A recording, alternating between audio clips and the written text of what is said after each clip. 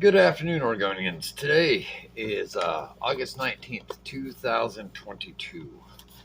My name is Edward Renfro. I am a candidate for Oregon House of Representatives District 2 underneath the Constitutional Party flag.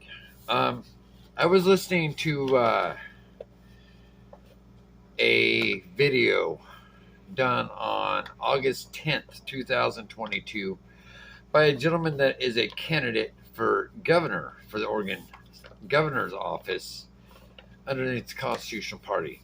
And he was telling people how the county meetings that the Oregon Constitutional Party has planned are illegal because they don't have a 10-day notice. Just so everybody knows and can see this, I have the Constitution Party bylaws right here. These are the bylaws. All printed out too many pages. All 447 lines of it, to be in fact. The ones that really need notice legally, Mr. Romero, are the meetings with the steering committee or executive meetings. There can be special meetings called within 6 days and not 10 days. It's in the bylaws. The meetings to organize or to start organizing the county do not have to have notice in papers. The only ones that are supposed to have notice in papers are nomination committee meetings. That's in here also. Bylaws and ORSs, Mr. Romero. Bylaws. And just so everybody can see it, this is Constitution Party bylaws. I have it, Paul. I've read it. I know it backwards, forwards, and sideways. I know the ORSs that go with it.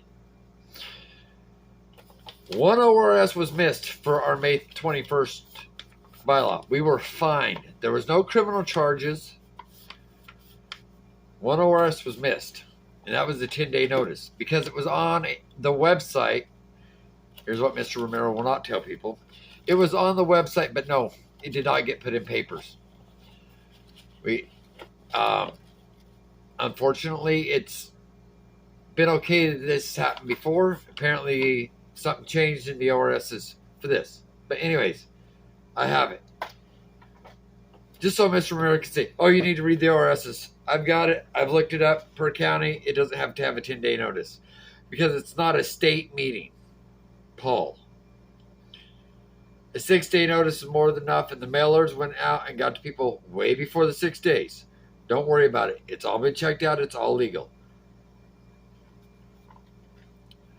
So, done with that person. Lots of articles going around. Jackson County Sheriff's Office just put something on Facebook. And I wanted this to get out there because this really worries me with Oregonians. We have people that are going up on these what's called fire lookout towers, or where they have their cameras for early fire detection and are disabling the early fire detection cameras. So if you see somebody and you're out in the woods and they don't look like they belong where they're at, especially on a building, a tower of sorts, call them out on it. Report it. Let's get this stopped before they actually get enough damage done that they cause a catastrophic fire. Out of Yoncalla, Oregon, they have now put tampon dispensers in the boys' bathroom. And due to state laws, I guess that's how it's supposed to be. But I would prefer that the school districts in Oregon somehow remodel the bathrooms, whatever, make a unisex bathroom. For those who want to say they're non-binary, they don't fit in with whatever reproductive organ that they were born with. The reason I say this is I have females and males both in my family, obviously. I have boys, I have girls. Should your boys be made to feel uncomfortable because this person's in the restroom that isn't necessarily born with the same reproductive organ that they are? Or for the girls' bathroom, should the girls be made to feel uncomfortable because of somebody that's in their bathroom that doesn't have the same reproductive organs as they do?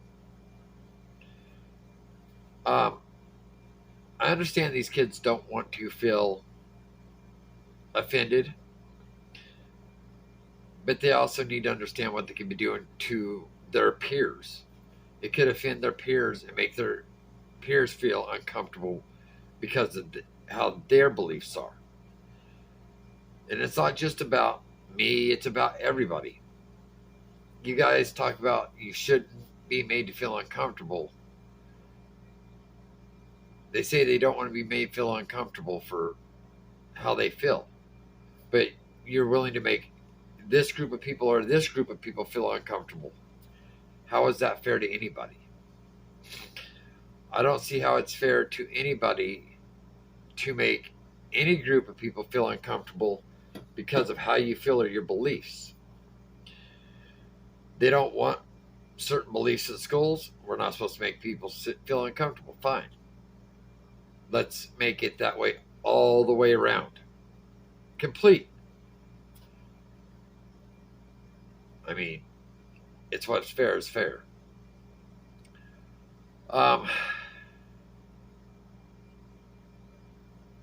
As our situation goes, I've been listening to some interviews coming out of South Lane Fire District. Been going back and listening to different interviews and stuff, and one of the chiefs out of South Lane Fire District talked about how the valley was looking at possibly a Paradise, California type fire. After the storms of 2019, there's so much brush, so much timber down in the woods, we could literally look at fires that, if they jumped I-5, could go clear to the coast. This is a big problem. I know people hate to talk about thinning our forest and all this, but we need to thin it. We need to get what's dead on the ground out of the forest, one way or the other, whether that be, I hate to go in and burn that much timber that's on the ground. I would rather it be pulled out, made into mulch, timber, paper, whatever. But we need to get it off the ground. We need to control burn. We need to thin and make our forest healthy again. That is to protect the citizens. Because if anybody hasn't looked at it, they need to look up the movies about the Paradise, California fire and see how fast that fire moved. They need to look at the Archie Creek fire, the Holiday Farm fire, the Beachy Creek fire. See how fast those fires moved down canyon through McKenzie, through the Umpqua Canyon or Highway 126, and down Highway 22. They moved with incredible force and incredible intensity, and they took whatever was in front of it. We got lucky that the wind stopped and turned around. We got very lucky. I hope to God this never happens again. Do I have a plan for it? Yes. Can I sit here in the few minutes I have tell you all no? Will I get it written out? Yes. Hopefully we can get everybody on board and make Oregon safer for all of us. I'm going to put this on YouTube. It'll be posted on Facebook with the YouTube link.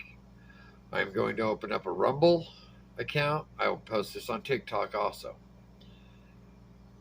Until next time, folks, take care of yourselves and each other. Treat people the way you want to be treated. In these times we're in, look out after your neighbor. Check in with them. See if they're okay. If they need help, try to help them. May God bless you all.